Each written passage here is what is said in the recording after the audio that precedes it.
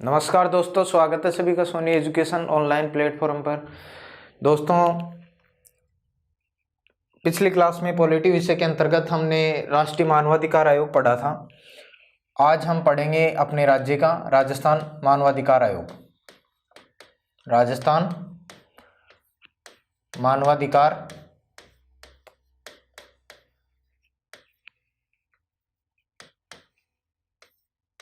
आयोग या राज्य मानवाधिकार आयोग पढ़ लें, एक ही बात है। राज्य मानवाधिकार आयोग, पहले हम राष्ट्रीय मानवाधिकार आयोग पढ़ चुके हैं। ये होता है राज्य मानवाधिकार आयोग, एक राज्य में कार्य करता है। ठीक है, प्रत्येक राज्य के अलग अलग राज्य मानवाधिकार आयोग होते हैं, तो ये राज्य में काम करता है, तो इसको इसलिए स्टेट ह्यूमन राइट कमीशन के नाम से जाना जाता है, SHRC के नाम से जाना जाता है। तो बोलचाल में हम इसको HSRC के नाम से भी इस्तेमाल करेंगे। राजस्थान मानवाधिकार आयोग राज्य में, किसी भी राज्य में, जरूरी नहीं राजस्थान ही हो, कोई भी राज्य हो सकता है, वहां पर इसको HSRC के नाम से जाना जाता है। अब देखिए, बात करते हैं इसकी स्थापना की।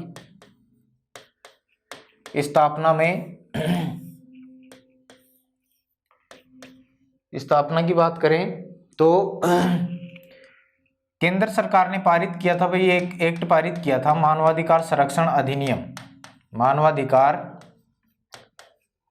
संरक्षण अधिनियम, protection of human right act 1993। ये 28 सितंबर 1993 को लागू हुआ था। ये हम पिछली क्लास में इसके बारे में अध्ययन भी कर चुके हैं, तो वहां पर मैंने आपको बताया भी था भाई इसके बारे में। मानवाधिकार संरक्षण अधिनियम 1993 की धारा 21 में राज्यों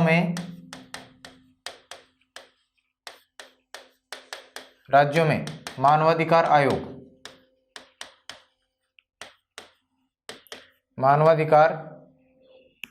आयोग के गठन का प्रावधान किया गया है। आयोग के गठन का प्रावधान किया गया है, लेकिन हमारे राज्य ने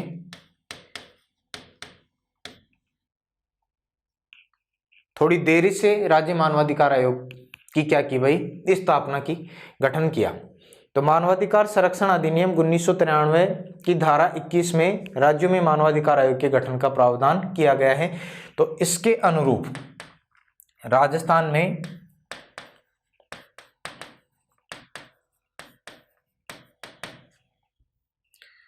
मानवाधिकार आयोग की स्थापना, राजस्थान में मानवाधिकार आयोग की स्थापना 18 जनवरी 1999 को हुई। 18 जनवरी 1999 को एक अधिसूचना जारी की गई इसके संदर्भ में, इसकी स्थापना के संदर्भ में क्या जारी की गई भी, एक अधिसूचना।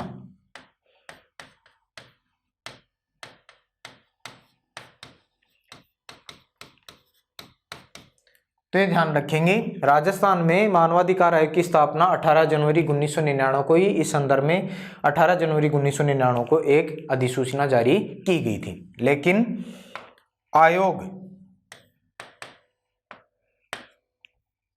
विधिवत रूप से क्रियाशील कब हुआ? आयोग विधिवत रूप से कार्यशील क्रियाशील कब हुआ?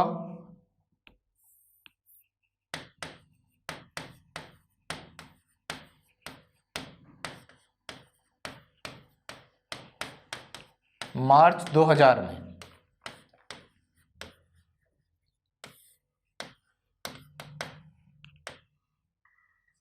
तो ये बातें आपको ध्यान में रखनी है। इस प्रकार से ह्यूमन राइट प्रोटेक्शन जो एक्ट था 1993, इसकी धारा 21 के तहत राज्यों में मानवाधिकार आयोग के गठन का प्रावधान किया गया। इसी के अनुरूप राजस्थान में फिर मानवाधिकार आयोग की स्थापना हेतु एक अधिसूचना जारी की गई। कब? 18 जनवरी 1999 को। लेकिन आयोग विधिवत रूप से क्रियाशील कब हुआ भाई? मार्च 2000 में।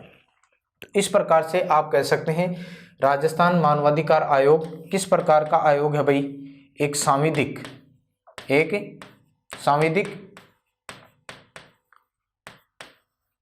स्वायत्त निकाय, स्वायत्त यानी स्वतंत्र निकाय, संवैधानिक नहीं है, सांविधिक यानी एक विधि बनाकर इसका गठन किया गया है। विधि केंद्र सरकार के द्वारा बनाई गई है, उसके अनुसार उसमें ही प्रावधान किया गया है कि राज्यों में भी राज्य मानवाधिकार आयोग का गठन किया जा सकता है। उस प्रकार से हमारे राजस्थान ने भी इस प्रकार का कार्य किया है। तो राजस्थान मानवाधिकार आयोग कब अस्तित्व में आया? 18 जनवरी 1999 को। विधिवत रूप से कार्य करना या क्रियाशील कब हुआ? तो मार्च 2000 में। ये बातें आपको ध्यान में रखनी है भाई। और उसके बाद में स्थापना हो गई। उस स्थापना के बाद में आगे आता है आपका अगला पॉइंट, संरचना। किस प्रकार की संरचना है? तो संरचना में आपको ध्यान रखना है, एक तो अध्यक्ष प्लस 2 सदस्य। वर्तमान में राजस्थान मानवाधिकार आयोग में एक अध्यक्ष और 2 सदस्य हैं। लेकिन जब स्थापित हुआ था 1999 में संरचना किस प्रकार की थी भाई? 1+4। कितनी थी? 1+4 थी। फिर इसमें संशोधन किया गया, 2006 में संशोधन हुआ। 2006 में क्या हुआ? संशोधन। और 2006 में संशोधन के माध्यम से ये व्यवस्था कर दी गई 1+2 वाली। ठीक है, एक अध्यक्ष प्लस 2 सदस्य। तो स्थापना के समय इसकी संरचना किस प्रकार की थी भाई? 1+4 सदस्य हुआ करता था। 2006 में इसमें संशोधन करते हुए किस प्रकार की व्यवस्था बना दी? एक अध्यक्ष प्लस 2 सदस्य होंगे। संरचना इस प्रकार की हो गई। उसके बाद में इनकी योग्यता के बारे में, तो योग्यता के बारे में भाई अध्यक्ष के लिए योग्यता क्या होगी? अध्यक्ष उच्च न्यायालय का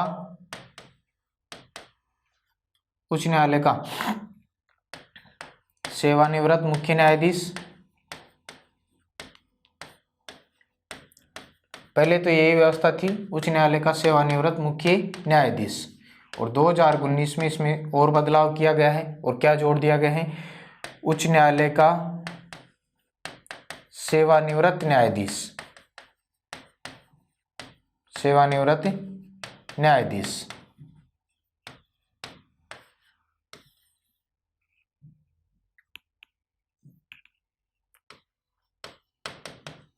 की नियुक्ति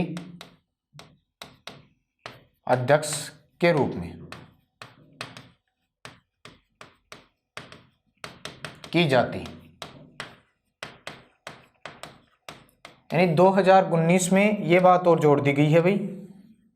पहले केवल यही था, कोई भी उच्च न्यायालय का रिटायर्ड मुख्य न्यायाधीश है उसको राज्य मानवाधिकार आयोग का अध्यक्ष बनाया जाता था।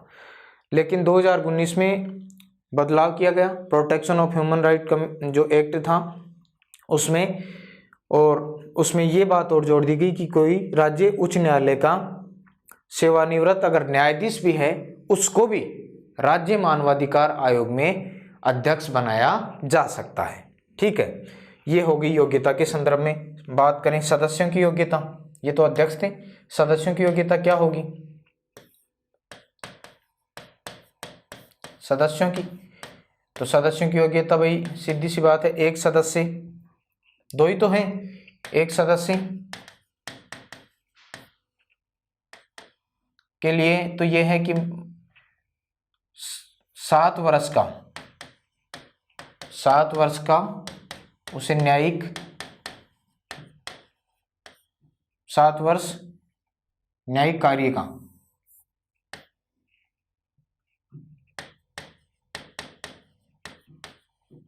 7 वर्ष न्यायिक कार्य का क्या हो, अनुभव होना चाहिए।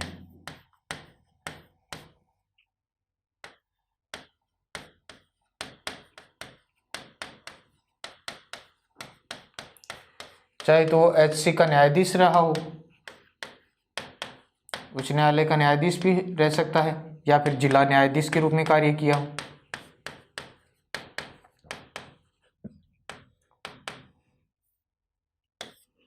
ये योग्यता ध्यान रखनी है किसके संदर्भ में भाई, सदस्यों की।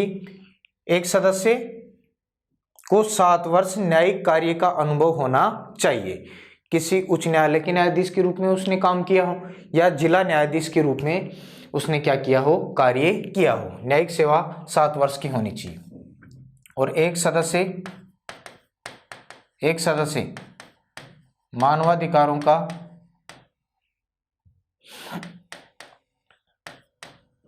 मानवाधिकारों का व्यावहारिक या विशेष ज्ञान रखने वाले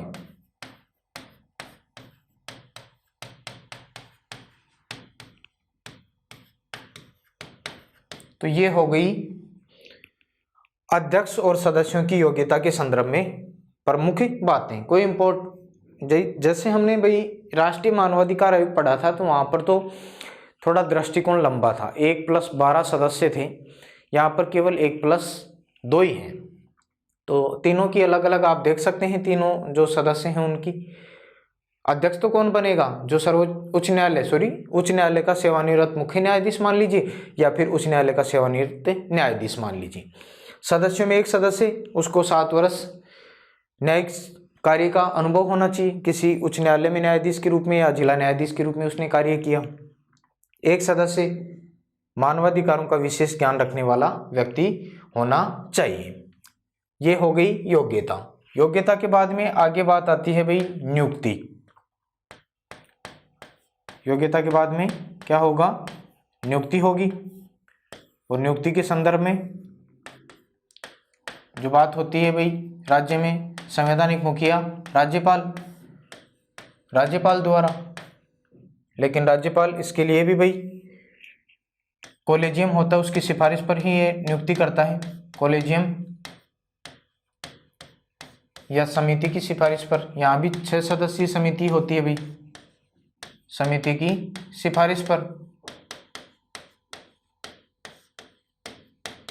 6 सदस्यीय होती है। लेकिन राजस्थान की बात करें तो राजस्थान में तो भाई इस समिति में कौन कौन अध्यक्ष होगा, ये कौन कौन सदस्य होगा, अध्यक्ष तो एक ही होंगे, मुख्यमंत्री इस कॉलेजियम का क्या होता है भाई, अध्यक्ष होता है। और सदस्य के रूप में और कौन शामिल होते हैं, तो इसमें एक तो हो जाएगा विधानसभा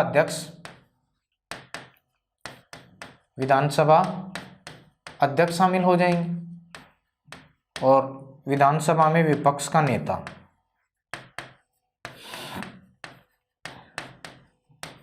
विधानसभा में विपक्ष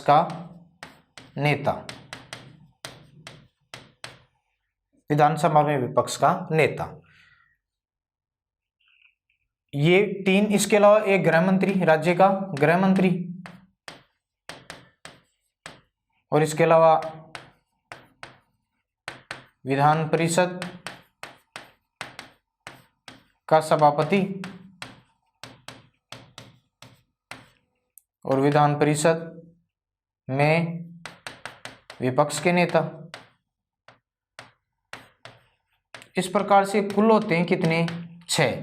लेकिन राजस्थान में भाई ये 3 वर्तमान में आपको नहीं मिलेंगे, क्योंकि गृह मंत्री, जो गृह मंत्रालय का प्रभार है, वो स्वयं मुख्यमंत्री जी के पास में ही है। तो गृह मंत्री और मुख्यमंत्री दोनों पावर एक ही व्यक्ति के पास में है। विधान परिषद राजस्थान में है नहीं, तो इसका मतलब ये दोनों यहाँ पर नहीं होंगे। तो राजस्थान में अगर राज्य मानवाधिकार आयोग में अगर कोई नियुक्ति हो, तो इसके लिए जो कॉलेजियम होता है वो केवल वर्तमान समय में 3 सदस्यों का ही है भाई, होना चाहिए 6 का, लेकिन जो शर्तें हैं उसके अनुसार हमारे यहाँ पर व्यवस्था नहीं है। विधान परिषद है नहीं, गृह मंत्री स्वयं प्रभार किसके पास में है, मुख्यमंत्री के पास में है। तो इस प्रकार से आप ये तीनों ही ध्यान रखें, मुख्यमंत्री, विधानसभा अध्यक्ष और विधानसभा में विपक्ष का नेता वाले कोलिजियम की सिफारिश पर राज्यपाल द्वारा नियुक्ति की जाती है। राज्यपाल भी जो राज्य का सीजे होता है, राज्य का मुख्य न्यायाधीश, उससे भी परामर्श करता है। राज्य का मुख्य न्यायाधीश से क्या करता है? परामर्श करता है।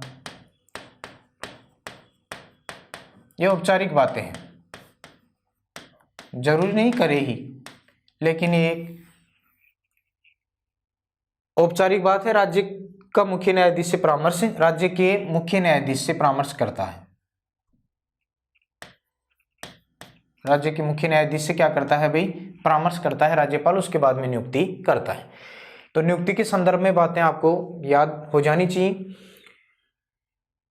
राज्य मानवाधिकार आयोग या राजस्थान मानवाधिकार आयोग में सदस्य अध्यक्ष की नियुक्ति राज्यपाल करता है।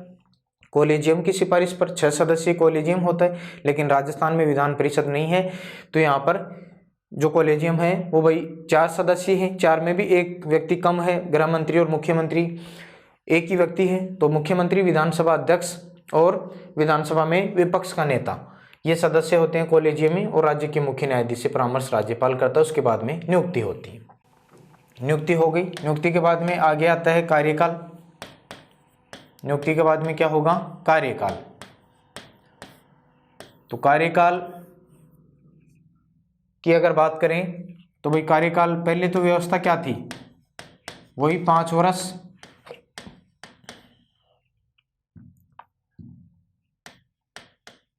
या 70 वर्ष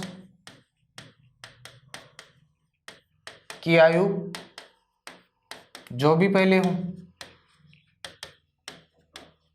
जो भी पहले हो। लेकिन इसमें 2019 में संशोधन किया गया है। 2019 में संशोधन, तो वर्तमान में जो आयु, ये कार्यकाल है, वर्तमान में कार्यकाल कितना कर दिया गया है भाई? 3 वर्ष। जैसे राष्ट्रीय मानवाधिकार आयोग पढ़ा था, वही बात यहाँ पर लागू है। तो ये ध्यान रखेंगे, पहले 5 वर्ष या 70 वर्ष की आयु जो भी पहले हो निर्धारित था। 2019 में संशोधन करते हुए वर्तमान में बदलाव कर दिया गया है। कार्यकाल कितना निर्धारित कर दिया भाई? 5 वर्ष के स्थान पर 3 वर्ष। उसके बाद में और क्या विशेष बातें हैं? पुनर्नियुक्ति के पात्र हैं भाई।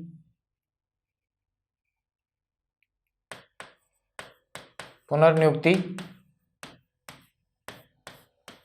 के पात्र होंगे, यानी इनकी पुनर्नियुक्ति हो सकती है, ये ध्यान रखेंगे। और इसके अलावा सेवानिवृत्ति के बाद में, सेवानिवृत्ति के बाद में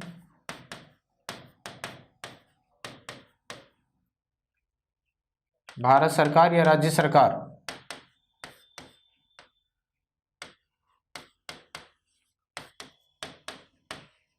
के अधीन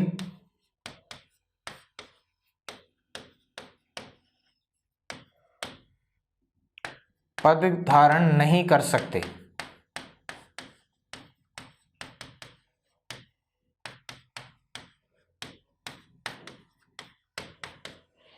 तो ये व्यवस्था भी आपको ध्यान में रखनी है कार्यकाल के संदर्भ में। ये बात आसानी से याद हो जाएगी, वर्तमान में आप इसको जरूर ध्यान में रखेंगे भाई। पुनर्नियुक्ति के पात्र होते हैं, और एक बार जब रिटायरमेंट हो गए उसके बाद में न तो भारत सरकार और न ही किसी राज्य सरकार के अधीन पद धारण कर सकते हैं।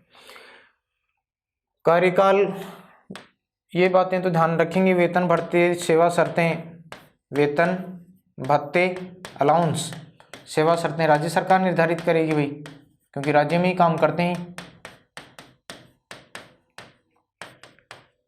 राज्य सरकार निर्धारित करेगी।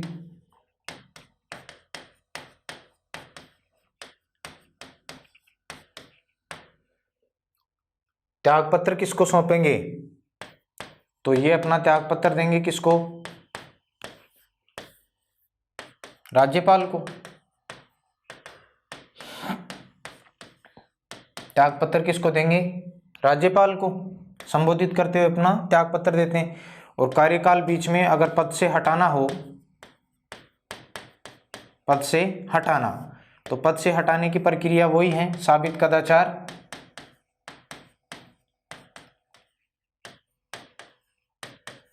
साबित कदाचार या असमर्थता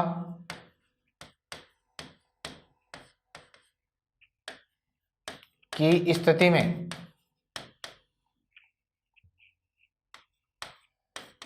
यहां भी भाई हटाने का काम राष्ट्रपति जी करेंगे। कौन करते हैं? राष्ट्रपति। राष्ट्रपति द्वारा सुप्रीम कोर्ट यानी सर्वोच्च न्यायालय की जांच के आधार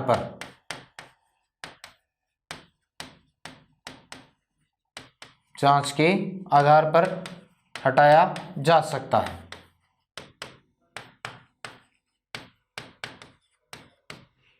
तो ये बात ध्यान रखेंगे, पद से हटाने की प्रक्रिया वही है जो हमने एक राष्ट्रीय मानवाधिकार आयोग में पढ़ी थी। राज्य में भी वही है, हमारे राजस्थान में भी। साबित कदाचार या अक्षमता, असमर्थता की स्थिति में राष्ट्रपति द्वारा सुप्रीम कोर्ट की जांच के आधार पर इनको पद से हटाया जा सकता है। उसके बाद में इनका प्रतिवेदन भी देख लें भाई। प्रतिवेदन, तो प्रतिवेदन की बात यह है कि आयोग अपना वार्षिक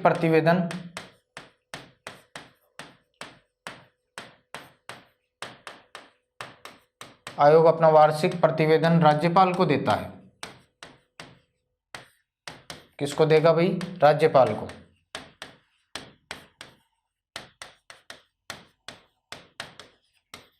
आयोग अपना वार्षिक प्रतिवेदन किसको देता है? राज्यपाल को देता है, और फिर राज्यपाल उसको विधानसभा के समक्ष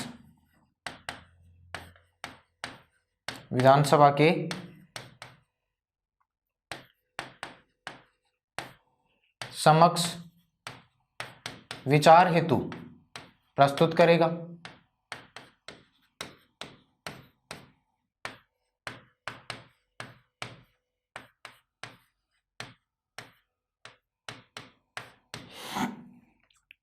तो ये हो गया भाई प्रतिवेदन।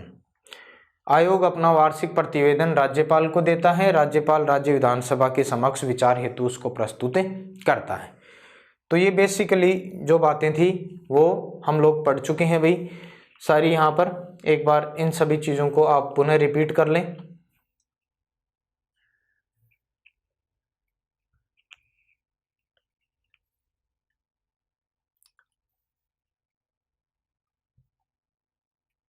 राजस्थान मानवाधिकार आयोग, राज्य में इसको SHRC के नाम से जाना जाता है।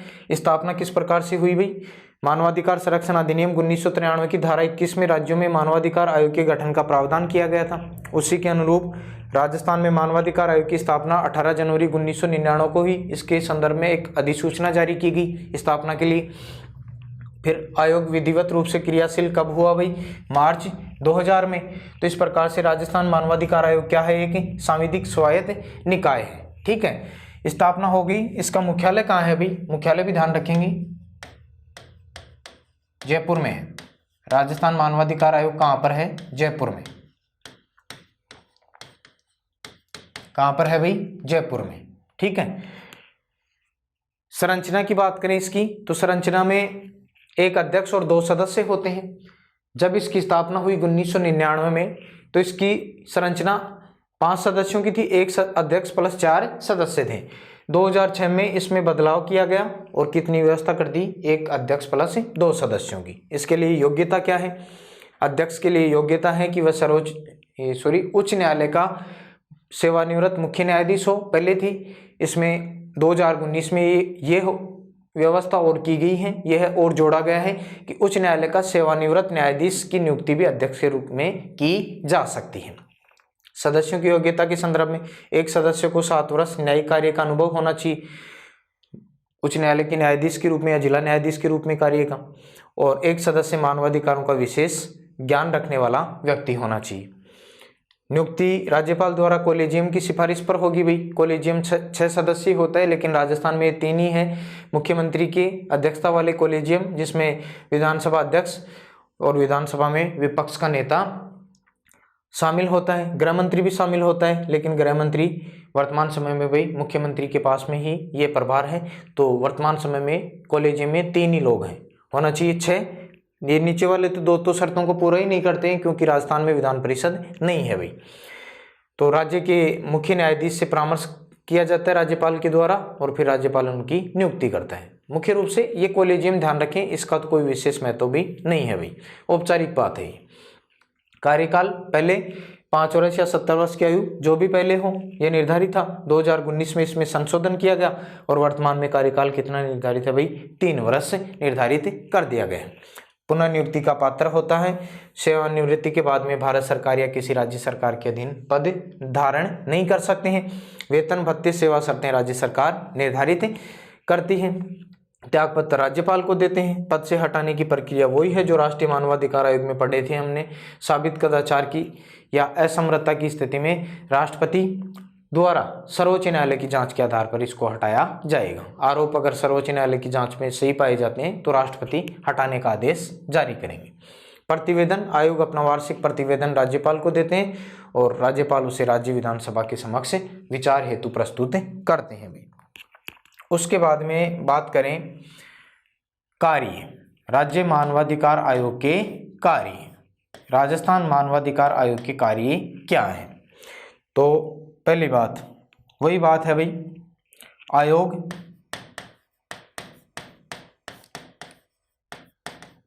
किसी संस्था या लोक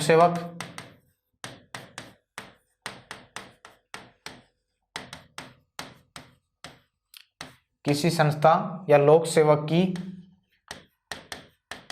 स्वप्रेरणा से मानवाधिकार उल्लंघन की जांच कर सकता है। मानवाधिकार उल्लंघन की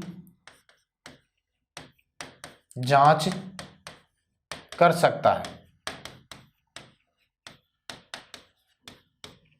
पहला कार्य, आयोग किसी संस्था लोक सेवक की स्वप्रेरणा से स्वतः संज्ञान लेकर मानवाधिकार उल्लंघन की जांच कर सकता है।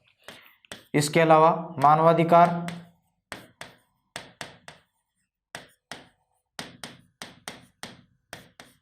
मानवाधिकारों के संबंध में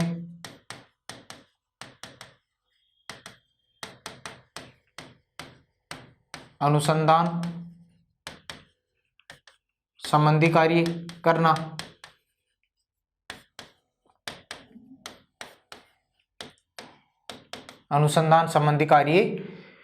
करना, ये भी राजस्थान मानवाधिकार आयोग का प्रमुख कार्य है भाई। न्यायालय में लंबित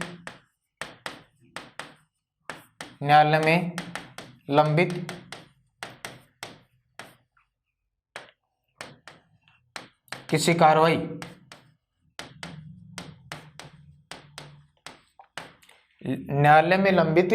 कार्रवाई का जिसमें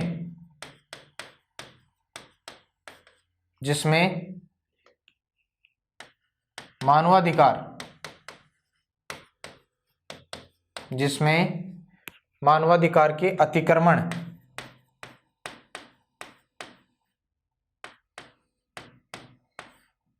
का प्रश्न अंतर्वलित है,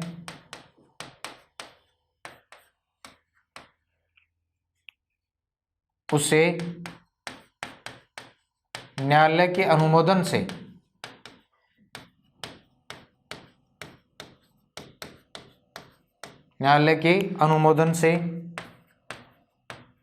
मध्यक्षेप करना।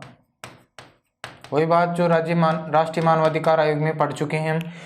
यानी ऐसा कोई मामला न्यायालय में लंबित चल रहा है जिसमें मानवाधिकार के अतिक्रमण का कोई प्रश्न शामिल है, तो अगर न्यायालय उसे कहेगा तो न्यायालय के अनुमोदन से राजस्थान मानवाधिकार आयोग या राज्य मानवाधिकार आयोग उसमें बीच में क्या करता है, हस्तक्षेप करता है भाई। किसके कहने पर? न्यायालय के कहने पर उसकी जांच करेगा, उसकी सुनवाई करेगा।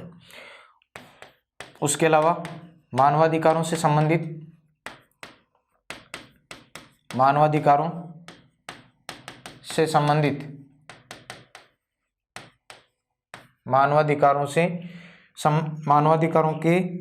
मानवाधिकारों से संबंधित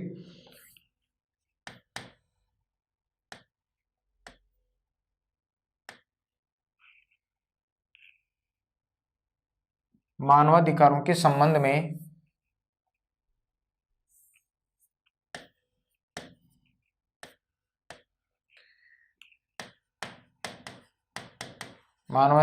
संबंध में जागरूकता लाने के लिए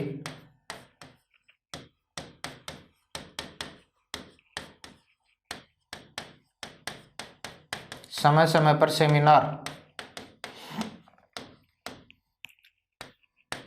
समय पर क्या आयोजित करवाता है भाई? सेमिनार आयोजित करवाना।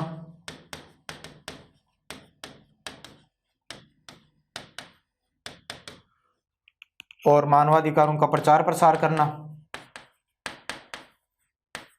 मानवाधिकारों का प्रचार प्रसार करना।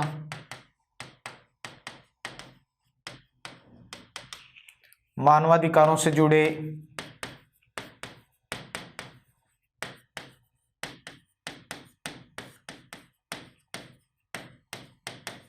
गैर सरकारी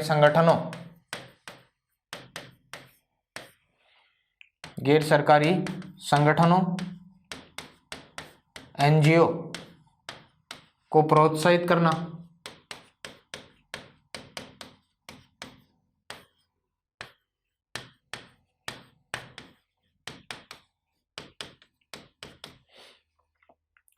इसके अलावा और बात करें तो भाई राज्य की जेलों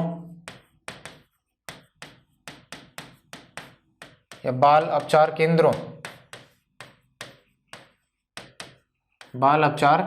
केंद्रों का निरीक्षण करना कि इनकी व्यवस्था किस प्रकार से यहाँ पर व्यवस्था चल रही है, निरीक्षण कर सकता है। राष्ट्रीय मानवाधिकार आयोग में भी वही ध्यान रखेंगे, वहाँ पर एक लाइन रह गई थी, राष्ट्र की जेलों का, अन्य उपचार केंद्रों का कोई भी स्वास्थ्य निरीक्षण कर सकता है, स्वास्थ्य केंद्रों का, बाल उपचार केंद्रों का निरीक्षण करना।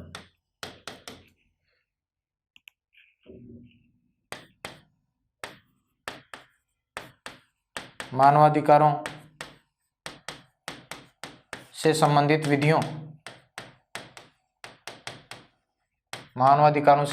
विधियों के क्रियान्वयन पर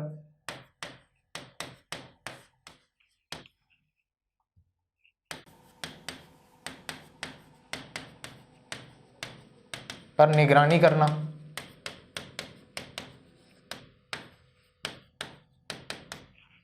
इसके अलावा किसी संस्था या लोक सेवक द्वारा मानवाधिकारों का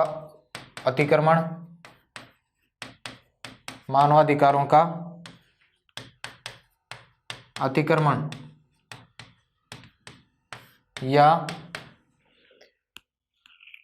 दुष्प्रेरण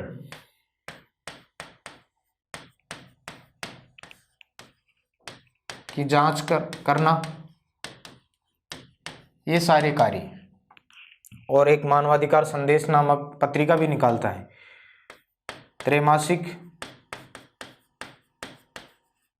पत्रिका 3 माह से निकालता है, नाम है मानवाधिकार संदेश।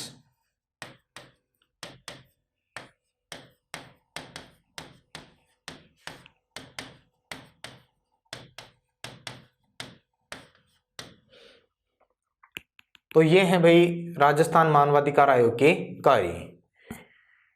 काफी ज्यादा हो गए अभी, लेकिन कोई विशेष बातें नहीं है। राष्ट्रीय मानवाधिकार आयोग में हम इन चीज़ों के बारे में अध्ययन कर चुके हैं, वही बातें रिपीटेशन में आ गई। मैंने आपको वहाँ पर बताया भी था भाई पढ़ाते समय कि एक बार राष्ट्रीय मानवाधिकार आयोग आप ध्यानपूर्वक देखेंगे तो सारी चीज़ें आपको राज्य मानवाधिकार आयोग में तुरंत प्रभाव से आसानी से समझ में आ जाएंगी। अब देखिए कार्य क्या है। आयोग किसी संस्था या लोक सेवक की स्व प्रेरणा से मानवाधिकार उल्लंघन की जांच कर सकता है, मानवाधिकारों के संबंध में अनुसंधान संबंधी कार्य कर सकता है, न्यायालय में लंबित किसी कार्रवाई का जिसमें मानवाधिकार के अतिक्रमण का कोई प्रश्न शामिल है, उसे न्यायालय के कहने पर उसका अनुमोदन करेगा, उसमें क्या होगा भाई, बीच में हस्तक्षेप करेगा न्यायालय के कहने पर। मानवाधिकारों के संबंध में जागरूकता लाने के लिए, यानी लोग मानवाधिकारों के बारे में कम परिचित हैं भाई, जानते ही नहीं हैं बहुत से जो वर्ग हैं, समुदाय हैं वो, तो इसके लिए समय समय पर सेमिनार आयोजित करवाता है, मानवाधिकारों का प्रचार प्रसार करता है, जन जागरूकता लाने का काम करता है, मानवाधिकारों से जुड़े गैर सरकारी संगठन एनजीओ को प्रोत्साहित करने का कार्य करता है, राज्य की जेलों बाल उपचार केंद्रों का निरीक्षण करता है, मानवाधिकारों से संबंधित विधियों के क्रियान्वयन पर निगरानी करने का कार्य करता है कि मानवाधिकारों से संबंधित कौन कौन सी विधियां हैं, कौन कौन से कानून हैं, किस प्रकार से कानून कार्य कर रहे हैं या नहीं कर रहे हैं, इसके ऊपर नज़र रखने का कार्य करता है। किसी संस्था लोक सेवक द्वारा मानवाधिकारों का अगर अतिक्रमण किया जाता है या दुष्प्रचार किया जाता है, उसकी जांच करने का कार्य करता है। और 3 माह से एक पत्रिका मानवाधिकार संदेश निकालने का कार्य भी राजस्थान मानवाधिकार आयोग करता है भी। ये हो गए राजस्थान मानवाधिकार आयोग के कार्य। शक्तियाँ और देख लें तो शक्तियाँ तो वही हैं जो राष्ट्रीय मानवाधिकार आयोग में हम पढ़ चुके हैं भाई, बार बार रिपीट करेंगे तो आपको याद हो जाएगी। सीपीसी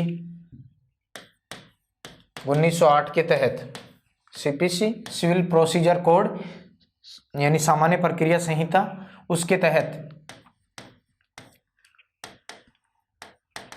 किसी संस्था या लोक सेवक को, किसी संस्था या लोक सेवक को समन जारी करना, लीगल नोटिस जारी करना, एक है ये पावर। इसके अलावा और क्या है, और ये है शिकायत से संबंधित दस्तावेज प्राप्त करना,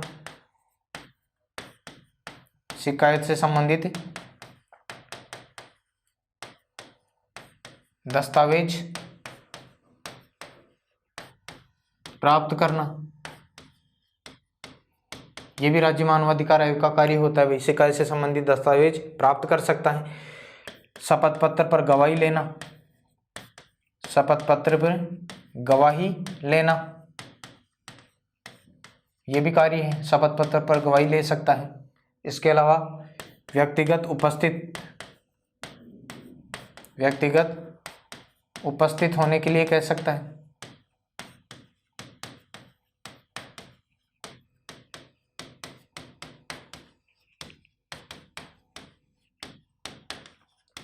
और क्या है भाई, किसी संस्था को क्षतिपूर्ति,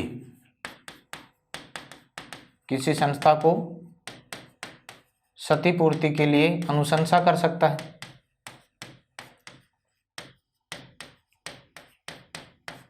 किसी संस्था को क्षतिपूर्ति के लिए अनुशंसा करना।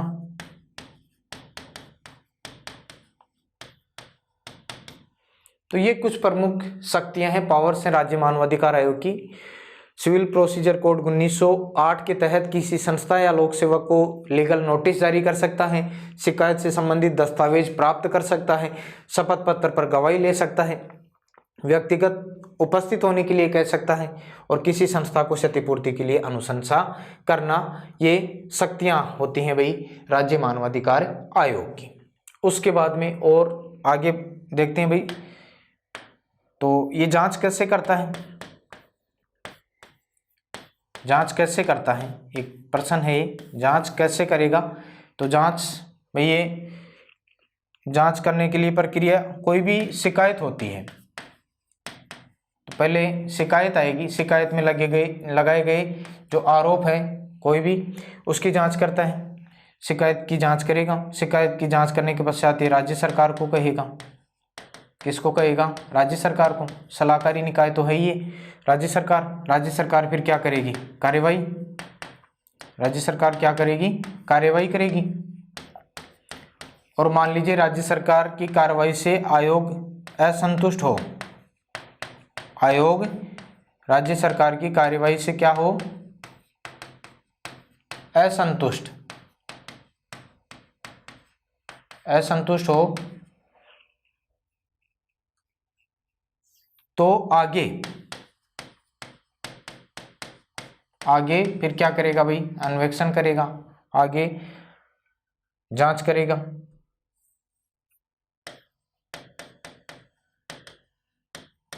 कि वाकई में मानवाधिकारों का उल्लंघन हुआ है या नहीं हुआ है। इस प्रकार से जांच होती है भाई। उसके बाद में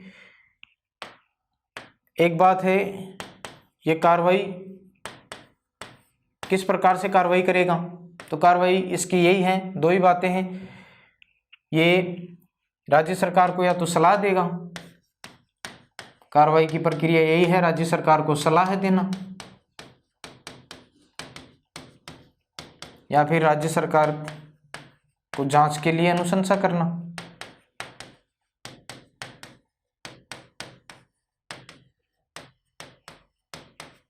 जांच के लिए अनुशंसा करना, सिफारिश करना।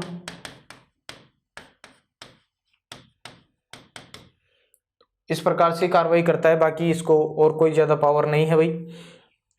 ये हो गया कार्रवाई। कार्रवाई किन मामलों में कार्रवाई नहीं करता है, ऐसे कौन से मामले हैं जिसमें राज्य मानवाधिकार आयोग कार्रवाई नहीं करता है, तो ये कार्रवाई नहीं करेगा। कौन कौन से मामले हैं, जैसे भाई ऐसे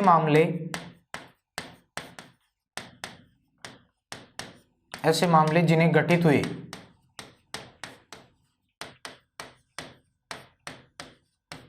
एक वर्ष का समय हो चुका हो या इससे ज्यादा समय हो चुका हो।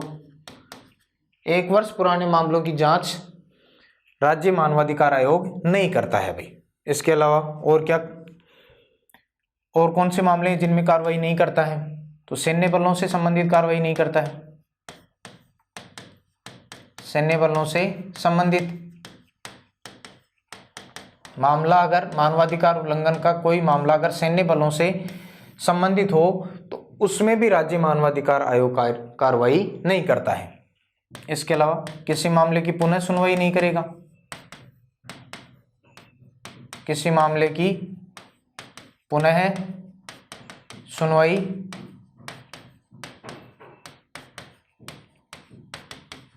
नहीं करता है। उसके बाद में अगला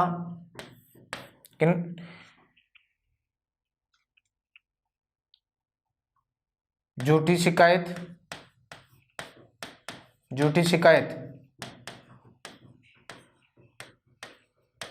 नाम पते में जानकारी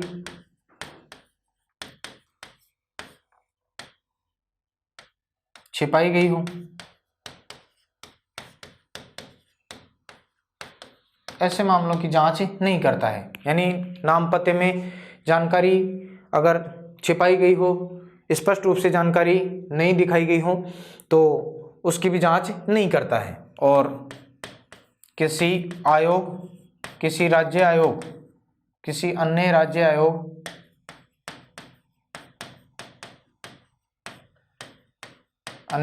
आयोग में लंबित मामले की जांच नहीं करता है, जांच नहीं करता है। ये भी इसके बारे में आपको ध्यान में रखना है, किन किन मामलों में राज्य मानवाधिकार आयोग कार्रवाई नहीं करता है। तो ऐसे मामले जिसको गठित हुए 1 वर्ष या उससे ज्यादा समय हो चुका हो, सैन्य बलों से संबंधित अगर कोई मामला है उसकी जांच नहीं करता है भाई। किसी मामले की पुनः सुनवाई नहीं करता है, झूठी शिकायत या नाम पते में जानकारी छिपाई गई हो उसकी भी जांच नहीं करेगा। किसी अन्य राज्य आयोग में लंबित अगर कोई मामला है तो उसकी जांच राज्य मानवाधिकार आयोग नहीं करता है। ये हो गई ऐसे मामले जहां कार्रवाई राज्य मानवाधिकार आयोग नहीं करता है। इसका फोकस एरिया किन चीजों के ऊपर रहता है भाई, फोकस एरिया केंद्रित बिंदु जिनके ऊपर सबसे ज्यादा ध्यान देने का काम करता है, तो फोकस एरिया राज्य मानवाधिकार आयोग का ये होता है कि पुलिस हिरासत में जो बंदी है, बंदी लोगों की बंदियों ही लिख लो, बंदियों की मौतों को लेकर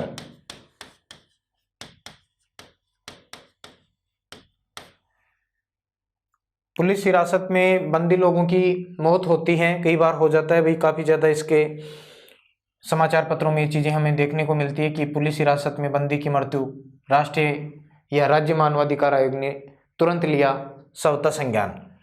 तो पुलिस हिरासत में बंदियों की मौतों को लेकर ये स्वतः क्या करती है भाई, संज्ञान लेती है, स्वतः संज्ञान लेना। फिर राज्य सरकार को इसके संदर्भ में सिफारिश करेगी। इसके अलावा बलात्कार जैसे मामले हैं, रेप, उत्पीड़न, इसके अलावा कार्यस्थल पर महिलाओं के साथ यौन उत्पीड़न,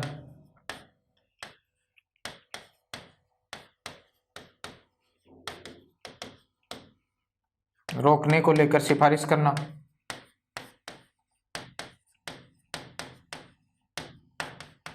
सरकार को क्या करना भाई, सिफारिश करना कि कार्यस्थल पर महिलाओं को सुरक्षा मिलनी चाहिए, ऐसा प्रबंध करें। राज्य सरकार को सिफारिश करता है राज्य मानवाधिकार आयोग। इसके अलावा पुलिस और राज्य की जेलों में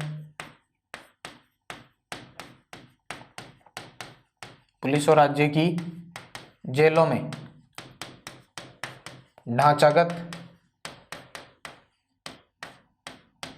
सुधार के लिए सिफारिश करना, ये भी प्रमुख फोकस एरिया रहता है राज्य मानवाधिकार आयोग का।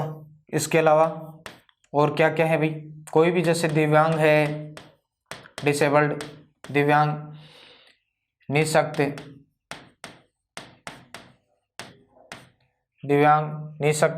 इसके अलावा कोई भी रोगियों, इसके अलावा प्रदूषण रोकने संबंधी मामले,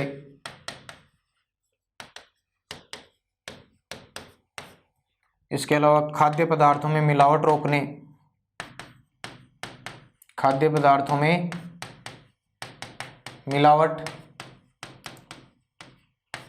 रोकने हेतु अनुशंसाएं करता है भाई, ये सरकार का ध्यान आकर्षित करता है। तो ये भी आपको ये चीज़ें ध्यान में रखनी चाहिए कि दिव्यांग, निःशक्त, गंभीर रोगियों, प्रदूषण रोकने संबंधी जो भी मामले हैं जिनसे मनुष्य को नुकसान हो रहा है, मानव के अधिकारों का हनन हो रहा है, खाद्य पदार्थों में मिलावट रोकने हेतु भी अनुशंसा करता है कि मनुष्य के जीवन के साथ में खिलवाड़ किया जा रहा है। तो इस प्रकार की चीज़ों के ऊपर ये फोकस करता है राज्य मानवाधिकार आयोग। पुलिस हिरासत में बंदियों की मौतों को लेकर ये राज्य सरकार को सिफारिश करता है, स्वतः संज्ञान लेता है तुरंत प्रभाव से। बलात्कार, कार्यस्थल पर महिलाओं के साथ में यौन उत्पीड़न रोकने को लेकर सरकार को सिफारिश करने संबंधी कार्य करता है। पुलिस और राज्य की जेलों में ढांचागत सुधार के लिए सिफारिश करता है। दिव्यांग, निःशक्त, रोगियों, प्रदूषण रोकने संबंधी मामले या खाद्य पदार्थों में मिलावट रोकने हेतु सरकार को क्या करता है भाई, ये सिफारिश करता है। ये इसका मुख्य फोकस एरिया होता है।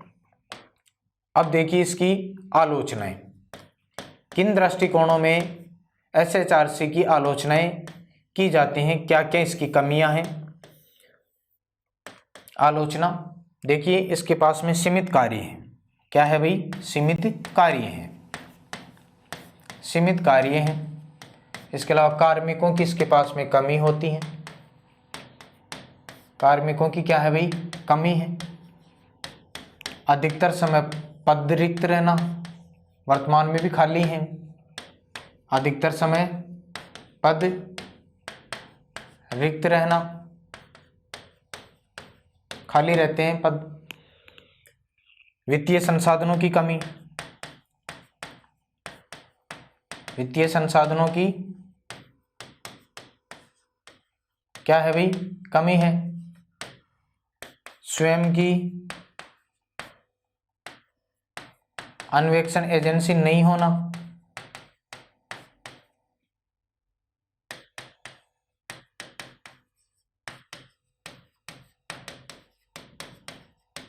स्वयं की अन्वेषण एजेंसी भी नहीं है। इसके अलावा क्योंकि जांच जिस प्रकार से होनी चाहिए वो नहीं हो पाती है अभी, सरकार इसकी जो प्रवृत्ति है सलाहकारी है।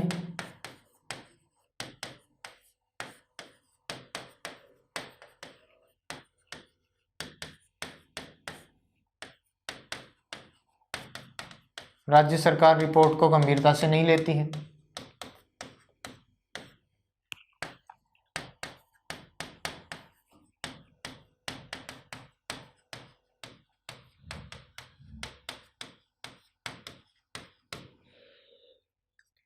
तो ये कुछ प्रमुख बातें हैं जिनको देखकर इसकी आलोचना की जाती है कि इसके पास में सीमित कार्य हैं, कार्मिकों की कमी रहती है, अधिकतर समय पद क्या रहते हैं भाई, रिक्त रहते हैं, वित्तीय संसाधनों यानी इसके पास में फंड की काफ़ी कमी रहती है, स्वयं की कोई जांच के लिए अन्वेषण एजेंसी नहीं है स्वतंत्र, प्रवृत्ति इसकी सलाहकारी है और इस कारण राज्य सरकार इसकी रिपोर्ट को गंभीरता से नहीं लेती है। तो इस कारण से ही जो हमारे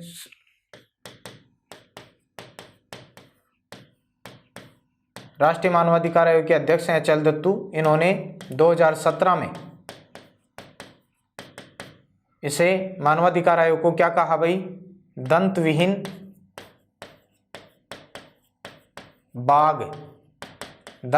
बाघ की संज्ञा दी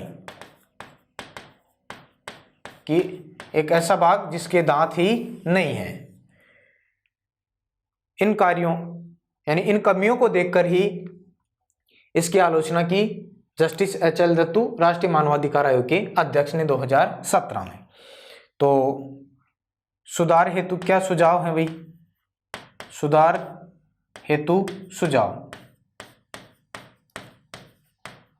राज्य मानवाधिकार आयोग में सुधार के लिए सुझाव क्या है, अधिक सशक्त बनाना,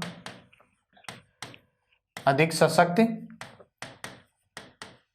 बनाने हेतु क्या किया जाए, अगर राज्य मानवाधिकार आयोग को ज़्यादा से ज़्यादा सशक्त बनाना है तो इसके लिए क्या किया जाना चाहिए, क्या सुधार होने चाहिए, ऐसे कौन कौन से सुझाव हैं। तो देखिए, आयोग को 1 वर्ष पुराने मामलों की सुनवाई का अधिकार हो, सुनवाई का अधिकार होना चाहिए।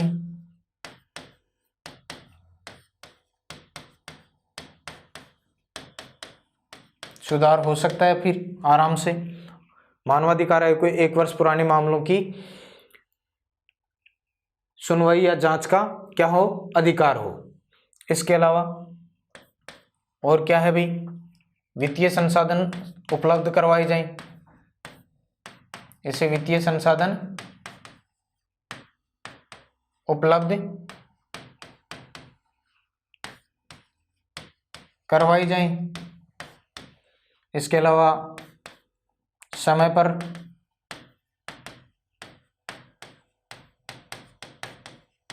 पदों पर नियुक्तियां हो, समय पर पदों पर नियुक्तियां हो। इसके अलावा राज्य सरकार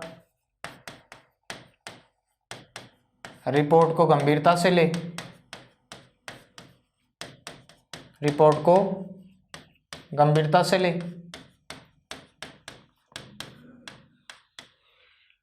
और आयोग की स्वयं की स्वतंत्र अन्वेषण एजेंसी होनी चाहिए।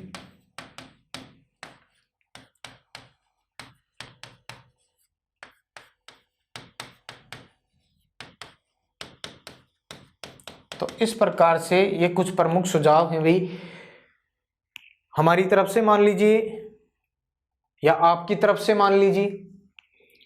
अगर मानवाधिकार आयोग को अधिक सशक्त बनाना है तो उसके लिए सुधार की गुंजाइश है। सुधार हेतु अपनी तरफ से क्या सुझाव है कि आयोग को 1 वर्ष पुराने मामलों की सुनवाई का अधिकार मिलना चाहिए, जांच का अधिकार मिलना चाहिए, वित्तीय संसाधन उपलब्ध करवाना चाहिए, समय समय पर पदों पर नियुक्तियां हो, यानी पद रिक्त नहीं रहने चाहिए, राज्य सरकार इसकी रिपोर्ट को गंभीरता से ले, आयोग की स्वयं की स्वतंत्र अन्वेषण एजेंसी होनी चाहिए।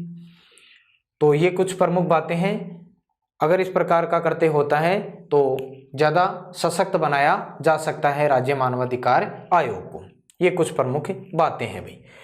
तो अब राजस्थान मानवाधिकार आयोग के प्रमुख अध्यक्ष ज़्यादा नहीं बने हैं, वो सारे देख लेते हैं। राजस्थान मानवाधिकार आयोग के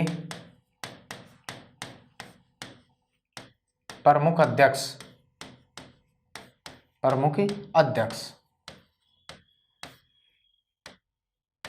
तो प्रथम अध्यक्ष तो कौन बने भाई? कांता भटनागर।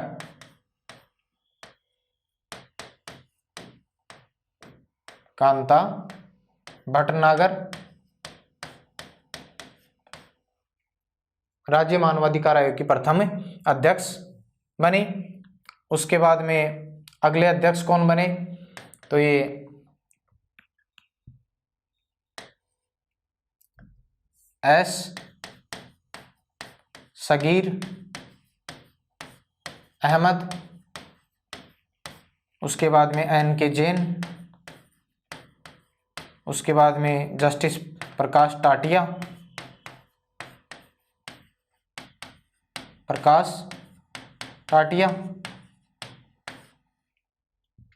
और वर्तमान अध्यक्ष कौन है भाई? अध्यक्ष का पद तो वर्तमान में रिक्त है, लेकिन कार्यवाहक अध्यक्ष हैं, जो सदस्य हैं ना, उन्हीं को कार्यवाहक अध्यक्ष बना रखा है। जस्टिस महेश चंद्र शर्मा